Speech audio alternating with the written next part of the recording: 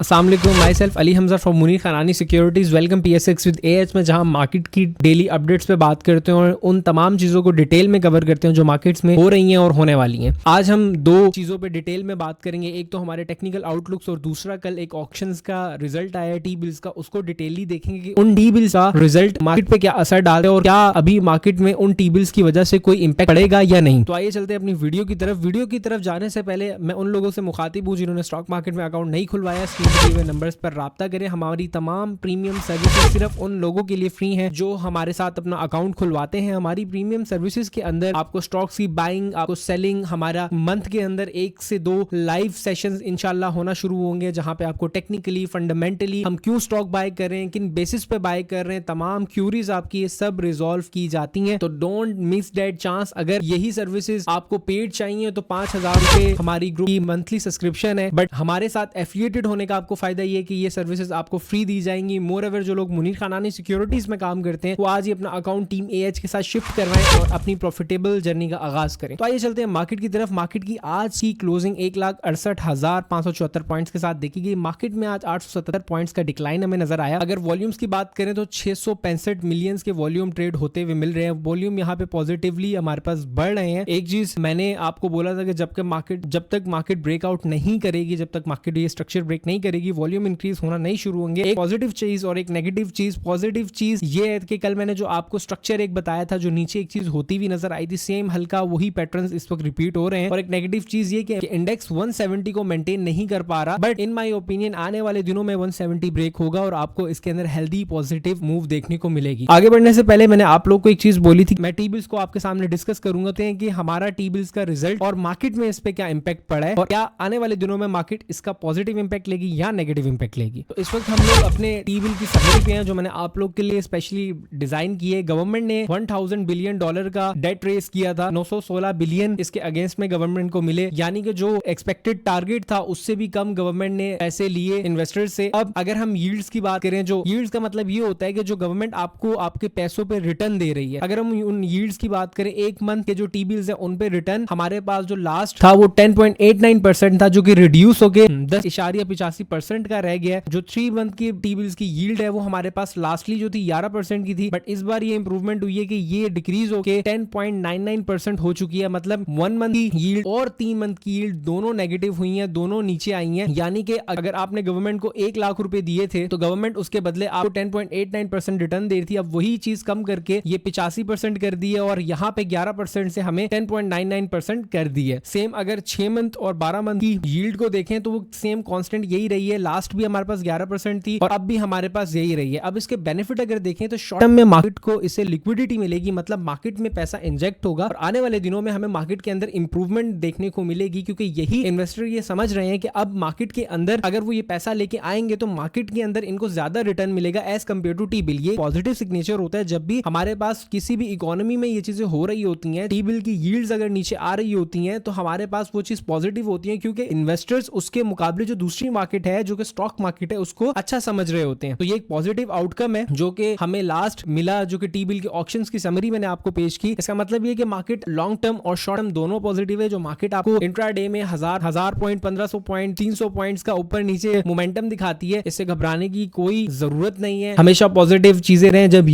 जब ये economy outlook खराब होना शुरू होंगे तब हमें टेंशन लेने की जरूरत नहीं है। हमारा स्टांस ये होना चाहिए कि अच्छे स्टॉक्स में रहें, पॉजिटिव तरीके से अच्छे स्टॉक्स को इन्वेस्टमेंट के लिए देखें और अच्छे लेवल्स पे एवरेज करें, और अगर ट्रेडिंग करनी है तो स्ट्रिक्ट स्टॉप लॉस के साथ करें। तो आज इस स्टॉक मार्केट का अकाउंट हमारे साथ खुलवाएं। वो लोग जो नए इस वीडियो को देख रहे हैं, स्क्रीन पे दिए हुए नंबर्स पर राब्ता करें। और यही चीज मैं अपने कोर्स में आप लोग को सिखा रहा होता हूँ स्टेप बाय स्टेप। अगर आप लोग सीख के काम करना चाहते हैं तो कोर्स की रजिस्ट्रेशन जारी है, स्क्रीन पे दिए हुए नंबर्स पर राब्ता करें और आने वाले दिनों में अपने लिए और कम्युनिटी के लिए प्रॉफिटेबल और कारामद हिस्सा बन के दिखाएं। तो आइए चलते हैं मार्केट की तरफ। तो इस वक्त हम KSE 100 इंडेक्स के डेली टाइम फ्रेम पे मौजूद हैं। 100 इंडेक्स की बात करें तो आज 100 इंडेक्स 877 पॉइंट्स नेगेटिव हमें यहाँ पे दिखाई दिया। और अगर हम देखें हमारे पास ये लेवल मार्क किए हुए थे कि अगर इंडेक्स इस लेवल को ब्रेक करता है तो आने वाले दिनों में हमें एक अच्छी पॉजिटिव रैली इंडेक्स में देखने को मिलेगी। और ओवरऑल जो इंडेक्स का स्टॉप लॉस हम लेके चलेंगे वो 165,800 या 165 for the most secure side 400 का लेके चलेंगे। अब यहाँ पे एक चीज देखें, मैंने आप लोग को बताई थी कि यहाँ पे इस लेवल पे वॉल्यूम इंक्रीज हमारे पास होना शुरू हुए थे। यहाँ पे दोबारा वॉल्यूम इंक्रीज हमारे पास होना शुरू हुआ। उसके बाद क्या हुआ, कंसेक्यूटिवली हमारे एक दिन नेगेटिव देखने को मिला एंड देन हमने 1 से 2 वीक के अंदर यहाँ पे इस लेवल को ब्रेक किया और हमने अच्छे पॉजिटिव मोमेंटम में मार्केट को जाते हुए देखा। सेम अगर यहाँ पे भी सेम वही स्ट्रक्चर बनता है जिसका मैग्नीट्यूड या नौयत अगर मैं मार्क करूं और इसको यहाँ से उठा के यहाँ पे अगर मैं पुट करूं उसी जगह को, तो हमारे पास ये तकरीबन 15 से 16 दिसंबर तक यहाँ पे कंसोलिडेशन कर सकता है और उसके बाद हमें एक अच्छा मार्केट के अंदर ब्रेकआउट देखने को मिले। और जैसे जैसे ब्रेकआउट होगा हमारे पास वैसे ही वॉल्यूम्स भी मार्केट के अंदर बढ़ते हुए दिखेंगे। ओवरऑल ये हमारा स्टॉप लॉस रहेगा और हम आगे मार्केट को ट्रेड करेंगे। तो आइए चलते हैं अपने स्टॉक एनालिसिस के सेगमेंट में। आज जिन स्टॉक्स को हम देखेंगे वो थोड़े से डिफरेंट होंगे। सबसे पहले हम टीपीएलपी की बात करते हैं। आज टीपीएलपी पे हमने बाय कॉल भी जनरेट की। टीपीएलपी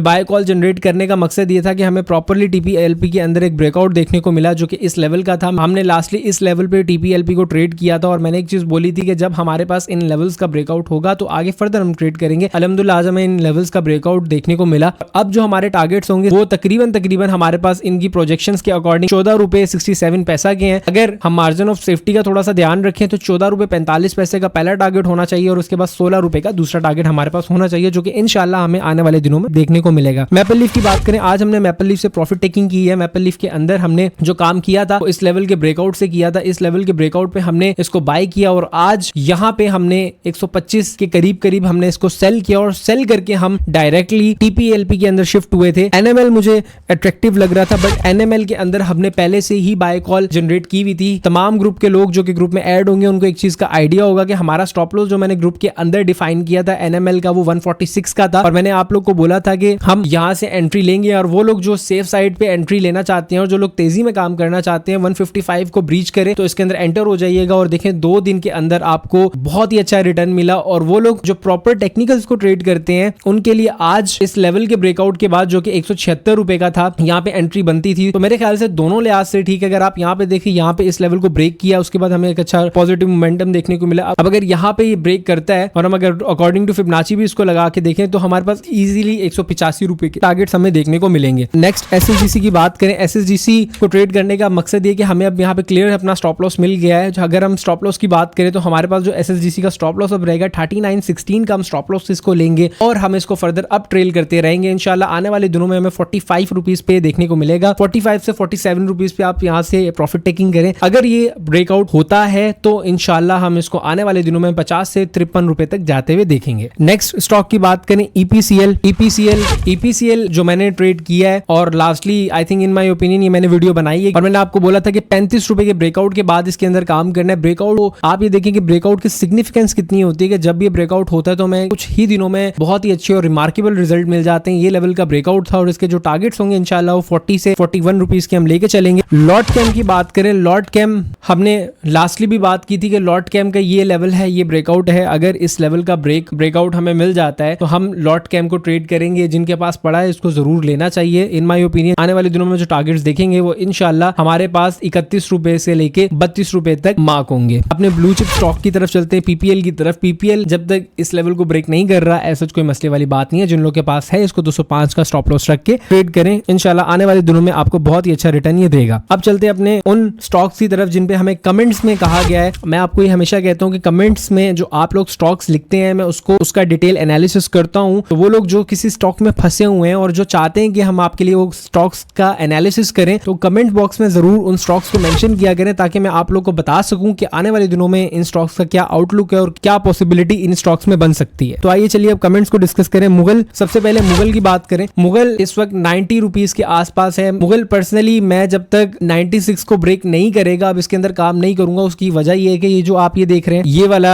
लेवल पर्सनली मैंने खुद इस जगह पे ट्रेड की थी और मैं यहाँ पे इसको सेल नहीं कर पाया था और उसके बाद मैंने एक चीज आइडेंटिफाई कर ली थी कि ये इन फ्यूचर आके बहुत साइकोलॉजिकली एक ऐसा लेवल बनेगा जहां पे बार बार आगे सेलिंग आएंगी और ये एक बायर्स और सेलर्स के लिए साइकोलॉजिकली एक ट्रिगर पॉइंट बनेगा। और वही हुआ, तकरीबन 1 साल के बाद वही जगह बनती है जहां पे सेलर्स आते हैं और बार बार इसको नीचे लेके आते हैं। अब अगर इसके अंदर हमें तेजी में काम करना है जैसे कि हम पिछले स्टॉक्स में काम करते हैं, मेरे ख्याल से इस लेवल का ब्रेकआउट होने का वेट करना चाहिए। या तो अब अगर ये दोबारा सेलिंग प्रेशर और सेलिंग मोमेंटम कैरी ऑन रखता है हमें ये दोबारा 80 रुपए पे मिल सकता है अकॉर्डिंग टू मी। अगर इसके अंदर मोमेंटम है और इसने 96 को ब्रेक करना है तो ये यहाँ पे आके एक लोअर लो मार्क करेगा और उसके बाद यहाँ से इस लेवल को ब्रेक कर जाएगा। तो वो लोग जो इसको बाय करना चाहते हैं तो इस लोअर लो पे इसको लें और अगर आपको यहाँ पे मिलता है तो दूसरी एवरेज आप यहाँ पे करें। इंशाल्लाह अगर इस लेवल को ब्रेक करके यहाँ पे भी आता है तो आपका नियर अबाउट 96 रुपीज पे ये बिक जाएगा। अगले स्टॉक की तरफ चलते हैं, टॉमसीएल। टॉमसीएल भी अब मेरी लिस्ट में आ चुका है। उसकी वजह ये कि टॉमसीएल पे प्रॉपर मुझे स्टॉप लॉस मिल गया। टॉमसीएल प्रॉपर एक ये डिसेंडिंग ट्रेंड लाइन बना रहा था और इसको आज ब्रेक किया है। अगर हम बात करें इसके स्टॉप लॉस की तो 50.04 या बहुत ही ज्यादा से 50 रुपए का स्टॉप लॉस रखना चाहिए और इसके अंदर अब ट्रेड करनी चाहिए। और जो इसके टारगेट्स हम देखेंगे शॉर्ट टर्म में, अगर मैं बात करूं तो 54-55 इसका शॉर्ट टर्म में पहला टारगेट रहेगा और इसके बाद हमारा 59, देन हम 63 और 68 रुपीज की तरफ बढ़ेंगे। और वो लोग जिन्होंने बहुत ही ज्यादा सेफ काम करना है तो अपना स्टॉप लॉस 47 पे रखें और आप इसको 60 एंड दोबारा 67 तक इसको ट्रेल करें। नेक्स्ट बीएफ बायो पे चलें।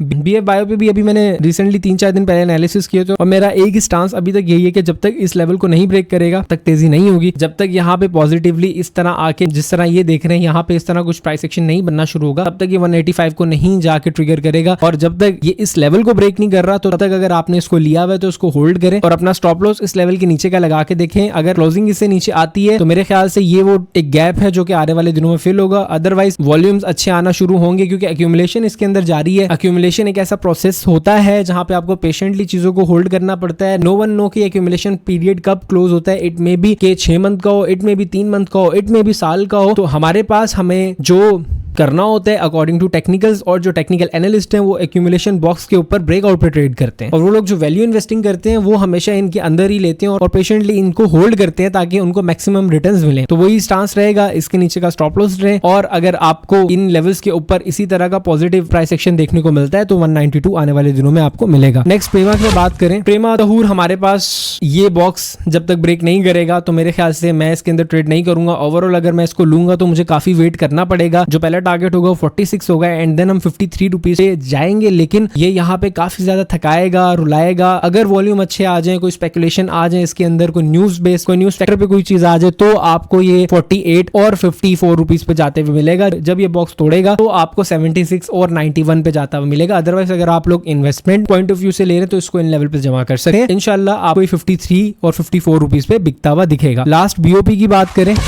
Bank of Punjab investment purpose के लिए ठीक है। अगर हम बात करें इसके अंदर ट्रेड सेटअप की, जब तक इस लेवल को ब्रेक नहीं करता आप इसके अंदर ट्रेड ना लें। फर्दर अगर हमें 37 के ऊपर की क्लोजिंग देखने को मिलती है तो आप लें, आप इसको ट्रेड करें और जो टारगेट आप रखेंगे 41 रुपीज का रखेंगे। यहाँ पे वो लोग लें जो लोग इन्वेस्टमेंट पॉइंट ऑफ व्यू से देखना चाहते हैं। नीचे यहाँ पे दोबारा 33 पे मिले तो थोड़ा सा इसको जमा करें और इसको आप मिनिमम 41 रुपीज तक के लिए होल्ड करें। आफ्टर 41 इंशाल्लाह आपको ये 48-50 रुपीज जाता हुआ दिखेगा। तो आज के एनालिसिस हमारे खत्म हुए। तमाम कमेंट्स में जो हमारे स्टॉक्स दिए गए थे हमने उनको डिस्कस करें। अगर आप लोग भी किसी स्टॉक में फंसे और चाहते हैं कि हम इन पे एनालिसिस करें, स्क्रीन पे दिए हुए नंबर्स पर राब्ता करें। वो लोग जो मुनीर खनानी सिक्योरिटीज में हैं वो अपने अकाउंट्स को ट्रांसफर करके हमारे पास शिफ्ट हों और हमारी प्रीमियम सर्विसेज से फायदा उठाएं। वो लोग जो स्टॉक मार्केट में काम करना चाहते हैं और सीख के काम करना चाहते हैं, हमारे कोर्स एनरोलमेंट जारी है। टीम से राब्ता करें, स्टेप बाय स्टेप आपको गाइड करेंगे। इंशाल्लाह you will be a profitable trader और इन्वेस्टर इन फ्यूचर। तो मिलते हैं आपसे कल। अपना बहुत ज्यादा ख्याल रखें। अल्लाह हाफिज।